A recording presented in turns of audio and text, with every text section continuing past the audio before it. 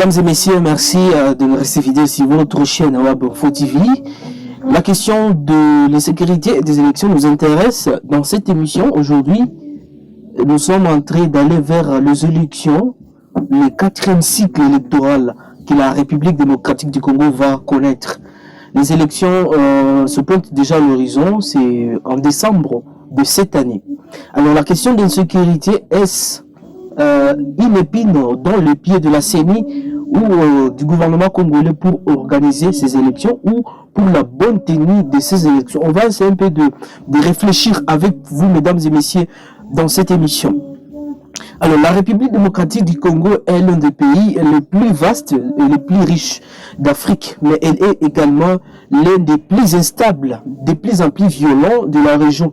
Depuis plusieurs années, l'insécurité est devenue un enjeu majeur avec les tensions ethniques et politiques qui menacent la sécurité et la stabilité du pays.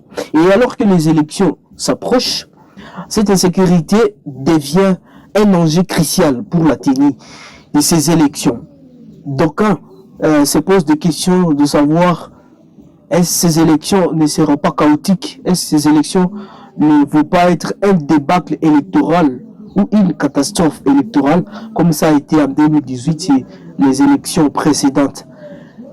Le gouvernement congolais tient mordicus quand même à pouvoir organiser des élections qu'il qualifie de bonnes. On ne sait pas si elles seront bonnes, de quelle manière, alors qu'une partie du territoire, ou je veux dire de la province Nord Kivu, n'a pas eu accès aux cartes d'électeurs. C'est cela est une conséquence d'ailleurs de cette guerre, puisque la plupart n'ont pas eu l'accès à avoir leur carte d'électeur qui pourront leur permettre d'aller voter à cause de cette insécurité grandissante depuis plusieurs années dans la province du Nord Kivu. La ville de Goma a obtenu 4 sièges au lieu de 5, alors que l'année dernière ou aux élections précédentes c'était 5 sièges. Et donc on se demande qu'est-ce qui s'est passé.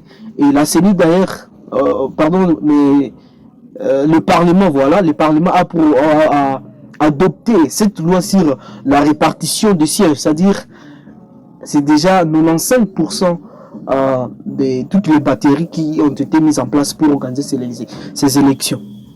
Est-ce que le président de la République n'est pas entré, ne veut pas avoir beaucoup de voix ou beaucoup d'électeurs dans les provinces de l'Ouest comme le Kasaï, les provinces de l'Est soient un peu, écartées pour les voix? Et c'est une question en tout cas qui reste pendante dans les esprits des Congolais. Alors, mesdames et messieurs, comme vous le savez très bien, les élections en Afrique, c'est le seul moyen pour donner à un individu ou à une personne le pouvoir.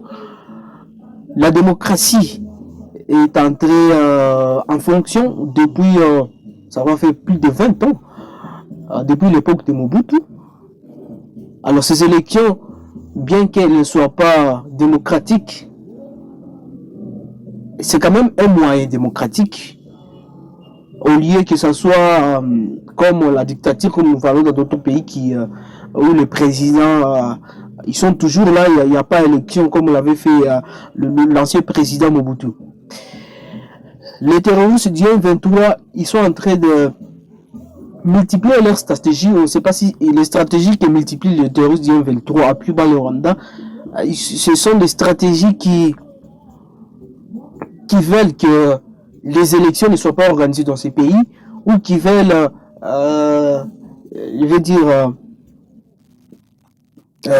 piétiner les processus électoraux, ou est-ce que cette insécurité n'est pas un marchepied pour les autorités afin de ne pas tenir des élections ou de ne pas tenir de bonnes élections?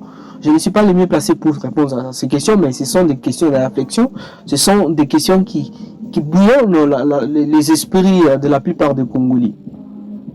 Nous avons vu lors des processus d'enrôlement qui s'est clôturé récemment, avec les cartes qui sont à déplorer, la qualité et tout ce qui va avec. Alors, on ne sait pas si la CENI va organiser ces élections comment, alors que elle a été décriée depuis bien avant. Est-ce le gouvernement en place veut organiser les élections pour les organiser, peu importe le moyen, ou elle veut les organiser juste pour se prévaloir de leur propre tiers-petite, que nous voilà, on a organisé les élections, on a respecté les délais constitutionnels, les délais constitutionnels, mais cela ne suffit pas. L'opposition, elle aussi, tient mordicus et commence à organiser des manifestations publiques et pacifiques, bien qu'elles sont toujours dispersées par la police. L'opposition qui, elle, demande qui est un consensus avec la CENI, que le gouvernement puisse changer ou remplacer les animateurs actuels de la CENI. Mais est-ce que l'opposition a réfléchi sur le timing qui reste ou sur le délai constitutionnel? Parce que si on revient en arrière pour parler de la question de la CENI, ça veut dire qu'il n'y aura plus d'élection cette année. L'opposition veut le dialogue. Le gouvernement l'accuse de ne pas vouloir la tenue des élections ou de vouloir les postes, c'est-à-dire le partage du gâteau après les dialogues. Voilà un peu de questions qui bouillonnent dans les têtes. Récemment, l'opposant Martin Fayulu a appelé le parlementaire à ne pas voter la proposition de loi sur la répartition des sièges. Mais la loi a été adoptée malheureusement par... malheureusement ou heureusement par l'Assemblée nationale. Et c'était vraiment une étape cruciale qui nous mène vers les élections de décembre 2023. Il nous reste en tout cas quelques mois avant la tenue de ces élections. D'ici, nous sommes déjà au mois de juin, d'ici le 25, l'électorat sera, comment on veut dire, sera lancé, c'est-à-dire le dépôt des candidatures et tout. La CENI va réceptionner certaines candidatures des députés, mais aussi à la présidentielle. Mesdames et messieurs, c'est juste ça qu'on voulait réfléchir ensemble. Je pense que à la prochaine, on va encore entrer en profondeur avec ces questions, puisque ça reste toujours pendante. Actuellement, les élections, c'est les élections. Nous voyons par-ci, par-là, les jeunes ou le politique qui sont en train de se préparer déjà pour affronter ces élections. Mais elles seront quel genre d'élections? Est-ce que cette fois-ci, ça ne va pas être une catastrophe électorale ou un débâcle électoral, comme l'avait dit le professeur Moïla Chiembe dans son livre les élections de 2018, quel avenir pour la République démocratique du Congo? Mesdames et messieurs, en tout cas, c'est avec ça que je voulais vous partager. Et pour finir, l'insécurité, c'est vraiment un défi majeur pour la RDC, notamment en cette période préélectorale. Les défis à relever sont notamment la lutte contre les groupes armés. Ce n'est pas facile. L'Est de la RDC est gangréné par plusieurs groupes armés, et c'est une centaine déjà, avec les processus de PDDR-CS que le président avait mis en place. Nous sommes en train de voir quand même le résultat, mais ce n'est pas encore vraiment satisfaisant. Mais nous croyons que lutter contre les groupes armés, ce n'est pas chose facile qui s'est fait en une année ou en 5 ans. Toutefois, la RDC peut compter quand même sur ce potentiel énorme et sur la société civile.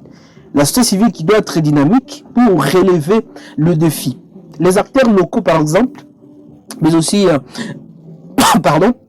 les acteurs internationaux doivent aussi travailler ensemble pour élaborer des solutions efficaces et innovatrices ou innovantes qui permettent de relever ce défi d'insécurité, ces défis de violation des droits de l'homme que l'opposition a toujours décrit, et la société civile, mais aussi d'assurer un futur plus sûr et plus prospère pour tous les Congolais. Mesdames et messieurs, en tout cas, c'est la forme de ces brèves de cette émission. Nous vous souhaitons en tout cas bonne réflexion aussi. Et nous vous disons merci de nous avoir suivis. Je vous fixe un autre rendez-vous. C'est toujours la semaine prochaine avec le même plaisir. Restez branchés et partagez surtout nos vidéos, likez et abonnez-vous massivement sur votre chaîne Web Info TV. Au revoir.